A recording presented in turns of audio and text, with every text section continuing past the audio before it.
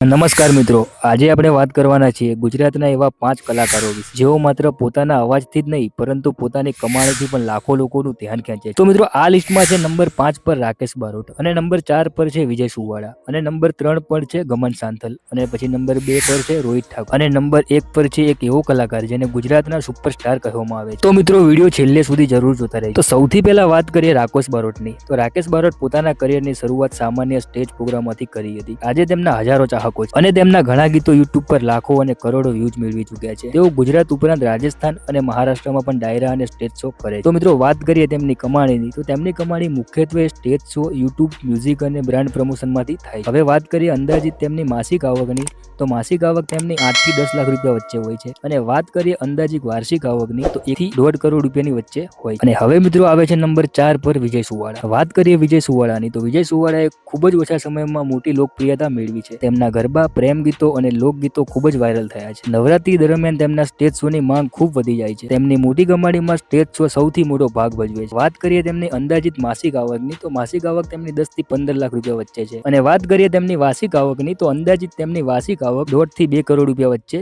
છે. હવે મિત્રો નંબર 3 પર આવે છે ગમન સાંથલ. હવે વાત કરીએ ગમન સાંથલનું, તો ગમન સાંથલનું નામ આજે ગુજરાતના સૌથી લોકપ્રિય કલાકારોમાં લેવામાં આવે. તેમના ભજન, લોકગીત અને ડાયરાઓ માટે લાખો લોકો ભેગા થાય છે. તેઓ વર્ષ દરમિયાન મોટી સંખ્યામાં લાઈવ શો કરે છે. યુટ્યુબ પર પણ તેમના ગીતોને કરોડો વ્યૂઝ મળે છે. વાત કરીએ તેમની અંદાજિત માસિક આવકની, તો માસિક આવક તેમની 15 થી 20 લાખ રૂપિયા વચ્ચે રહે છે અને વાત કરીએ તેમની અંદાજિત વાર્ષિક આવકની, તો 2 થી 2.5 કરોડ રૂપિયા વચ્ચે રહે છે. હવે મિત્રો આવે છે નંબર 2 પર રોહિત ઠાકોર. તો રોહિત ઠાકોરની વાત કરીએ પહેલા વિડીયોને લાઈક કરી દો. મિત્રો તમે વિડીયો તો જોવો છો પણ વિડીયોને લાઈક નથી કરતા, તો વિડીયોને લાઈક કરી દો અને કમેન્ટમાં જણાવી દો કે તમે કયા ગામથી છો, જેથી અમને ખબર પડે કે અમારા વિડીયો કયા કયા ગામના લોકો જોવે. તો મિત્રો વાત કરીએ રોહિત ઠાકોરની, તો છેલ્લા કેટલાક વર્ષોમાં રોહિત ઠાકોરે ખૂબ જ ઝડપથી લોકપ્રિયતા મેળવી છે.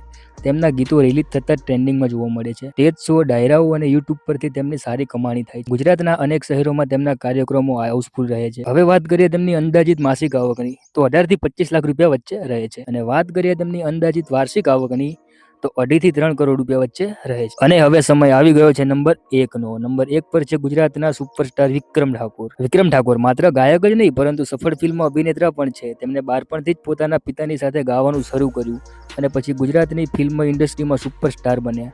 તેમની અનેક ફિલ્મો અને ગીતો ખૂબ સફળ રહ્યા છે. મિત્રો તેમની આવકના મુખ્ય સ્ત્રોત ગુજરાતી ફિલ્મો, સ્ટેજ શો, ડાયરા, YouTube, brand promotion, music royalty. હવે વાત કરીએ તેમની અંદાજિત માસિક આવકની, તો તેમની અંદાજિત માસિક આવક 25 થી 40 લાખ રૂપિયા વચ્ચે રહે છે અને વાત કરીએ તેમની અંદાજિત વાર્ષિક આવકની, તો વાર્ષિક આવક તેમની 3 થી 5 કરોડ રૂપિયા વચ્ચે રહે છે. આ કારણોસર તેઓ આ લિસ્ટમાં પ્રથમ સ્થાન પર આવે છે. તો મિત્રો આ હતી ગુજરાતની સૌથી વધુ કમાણી કરનાર 5 લોકપ્રિય કલાકારોની યાદી.